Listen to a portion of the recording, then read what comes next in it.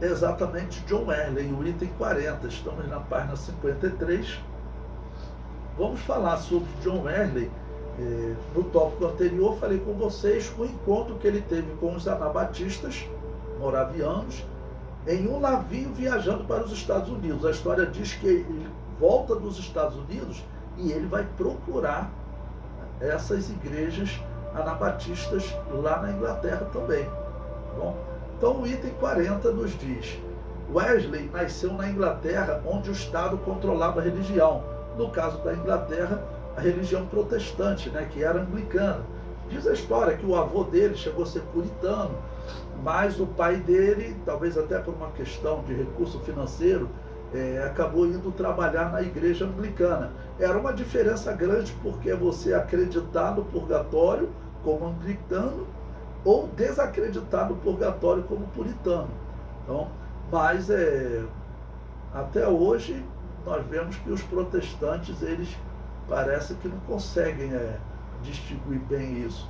Nós temos notícia nos Estados Unidos atualmente que é natural, um bispo protestante trabalha em 2023 na igreja protestante. Em 2024 ele manda currículo para a paróquia católica e vai trabalhar na paróquia católica, ou seja, um ano ele não acredita no purgatório, né?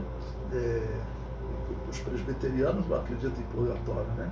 Só luteranos e anglicanos que acreditam. Então, um ano ele não acredita em purgatório, no outro ano ele já acredita em purgatório. Uma coisa inacreditável. O comentário prossegue.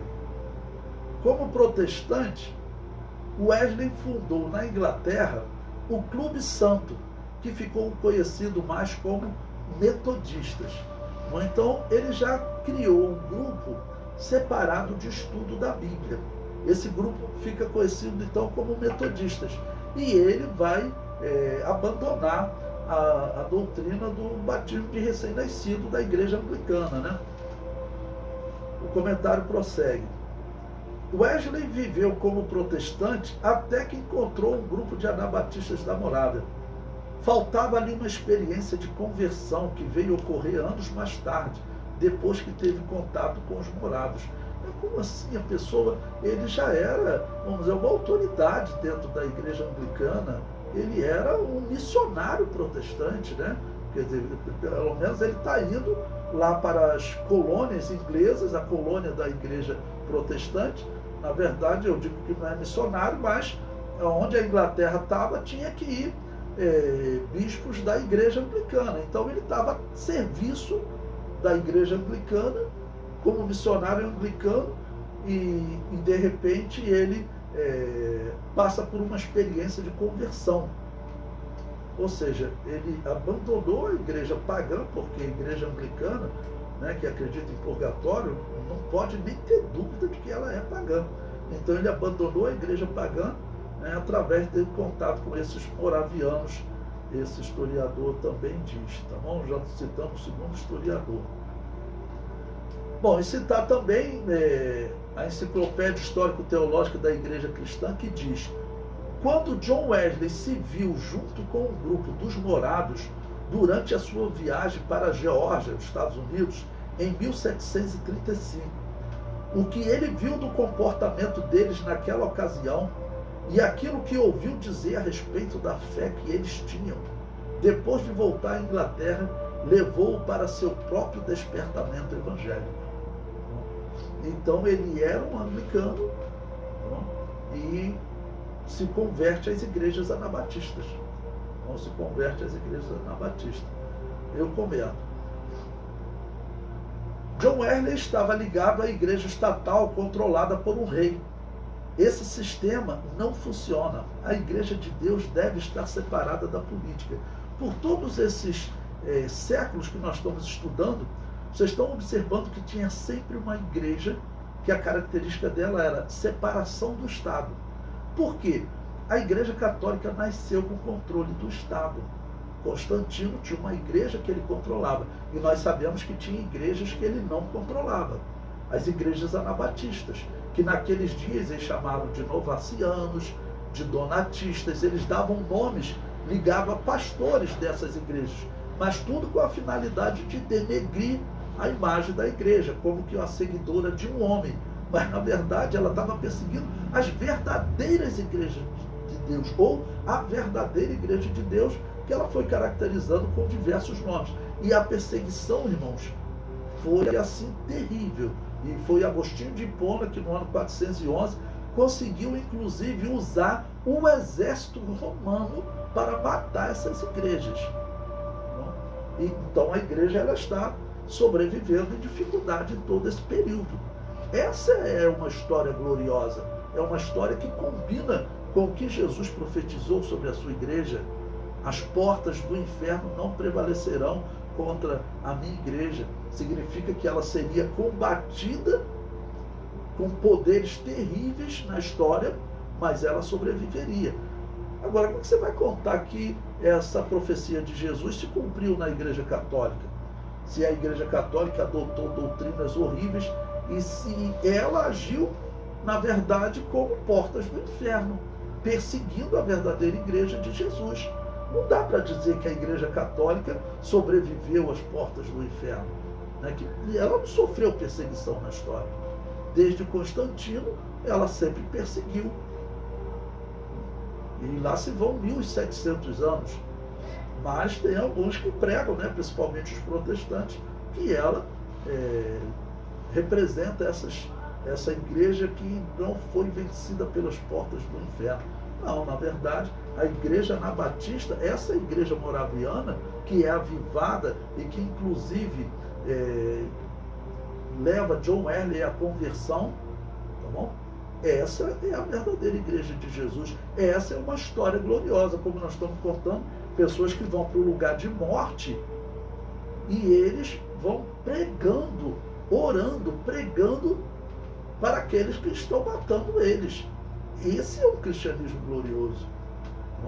Isso nesse se cumpre o que Jesus Cristo disse: olha, não resistais ao ímpio. O que significa não resistir ao ímpio? Se o ímpio vier te prender, deixa ele te prender. Porque se o cristianismo, o evangelho, ele não pode ser na base da guerra. Se vem me atacar, eu vou atacar também. Aí o cristianismo virou uma sociedade comum. E a igreja ela foi fundada como um corpo espiritual. Jesus Cristo disse: o reino de Deus está entre vós. Porque é uma descrição de um reino espiritual, de um corpo espiritual. Então não é para nós pensarmos em organizarmos um país, né, ou construir uma cidade, uma fortaleza para fazer guerra se alguém vier me atacar. Não, nós temos que estar entre os lobos, tentando salvar os lobos. E Jesus Cristo disse: eu vos envio como ovelhas ao meio de lobos. Uma igreja assim que está resistindo. Essa última história aqui, eles caminharam 400 quilômetros para escapar da Inquisição Católica lá na República Tcheca, que era uma região que era um dos grandes refúgios das igrejas anabatistas na Europa. Eu mostrei para vocês, nos últimos 300, 400 anos, essa região era muito tolerante. Teve papa que exigiu que o príncipe daquela região ele perseguisse os hereges e o príncipe se recusou. Ali nos anos 1450. Contei essa história para vocês. Então era uma região de histórico de tolerância, tá bom? Mas o catolicismo conseguiu agora nos anos 1700 perseguir essa igreja. Eles saíram fugindo de lá e acaba do grupo que veio para a Inglaterra. Da Inglaterra eles fugindo para os Estados Unidos, eles encontram John Wesley. E John Wesley declara que ali ele teve um encontro com Jesus, ou seja, ele aceitou Jesus como Salvador. Saiu de uma igreja estatal, uma igreja protestante, herética, com um batismo inválido, e aceitou Jesus numa igreja anabatista. É assim que nós temos que declarar. É por isso que você entra hoje numa igreja metodista wesleyana, você vê uma igreja cristã, pentecostal, tanto que tem até uma igreja metodista wesleyana aqui próxima à minha casa, em Curicica, e certa vez eu fui convidado para fazer um trabalho lá, e tem um irmão que estudou comigo no seminário, que é daquela igreja ali, tá bom? A igreja metodista wesleyana, em 1983, quando eu era seminarista, às vezes não tinha tantos seminários, né? E esse IBP que eu estudei, ele era um seminário da missão da igreja que enviou o missionário Lourenço Olson aqui para o Brasil, né? Aqui para as Assembleias de Deus.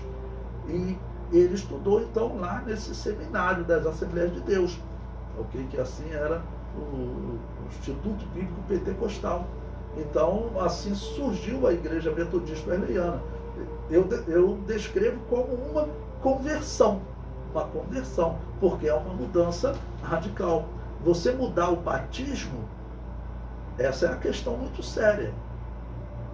Se você em algum momento sai daqui do Rio de Janeiro ou do Brasil, você vai para outro local, você vai procurar uma igreja que tenha doutrinas, tá bom, compatíveis com o que você acredita. Uma das questões fundamentais é o batismo. O batismo é uma ordenança, e eu digo, além de uma ordenança, ele é um dogma. Nós não podemos mudar a doutrina do batismo, não podemos mudar. O batismo, ele só tem validade no momento em que a pessoa, no decorrer da sua vida, sendo adulto, consciente, ele reconhece seus pecados, confessa sua fé em Jesus, e então ele é batizado. É só esse batismo que tem valor. Então você vai procurar uma igreja, claro que ela tenha essa doutrina. Essa é uma doutrina fundamental. Pelo menos os evangelhos, em geral, sempre acreditaram nisso. Tá bom? Se você tem uma mudança de uma igreja que batizava recém-nascido, uma igreja estatal, e você muda então para uma igreja que não aceita o batismo de recém-nascido, ok? Que só batiza a pessoa quando ela se torna adulto, então você pode descrever isso como uma conversão. Não é a mesma fé. Se nós dizemos que o batismo de recém-nascido não tem valor, então não é a mesma fé. Isso é outra igreja, outra fé. Bom, o comentário prossegue. Wesley foi influenciado por William Law, que se recusou a prestar juramento ao rei como chefe da Inglaterra. Eu já li esse trecho para vocês, e ele saiu realmente repetido aqui no livro. Então, essa história da conversão de John Wesley e do surgimento da igreja wesleyana, como eu disse, é outro ponto para vocês se aprofundarem, né? Mas é uma história bem interessante, porque vocês estão observando que nós vamos encontrando historiadores falando que os anabatistas estão tendo uma determinada liberdade na Inglaterra, tá bom? A partir ali de 1670, tinha muitos anabatistas presos, entre eles John Bunyan, ok? Que ele era preso por não aceitar o batismo da igreja inglesa. Muitos então foram soltos, ou seja, a liberdade está aumentando, ok? A liberdade está aumentando, então está havendo, as igrejas estão se desenvolvendo, e já tem igrejas então anabatistas com recurso financeiro dizendo, olha, vamos fugir para os Estados Unidos, ok? Porque era uma região que a Inglaterra falava assim, você pode chegar numa região lá, cercar uma região gigantesca. A Inglaterra, os Estados Unidos, parece que é o segundo maior país do mundo, acho que só perde para a Rússia. Não, acho que é Rússia, Canadá, China e depois os Estados Unidos. Bom, é maior que o Brasil. Então pense no Brasil, essa quantidade de terra do Brasil. Então as pessoas saíam da Inglaterra, chegavam lá, fundavam. Esses moravianos, diz a história, que eles fundaram duas regiões, uma chamada Belém, que até hoje é uma grande cidade lá nos Estados Unidos, e a outra chamada Nazaré. Tá bom? Eles fundaram essas comunidades, e que foram crescendo, ao passo de 100 anos, 200 anos, nós já estamos há 300 anos desse período. Tá bom? E hoje são grandes cidades. Okay?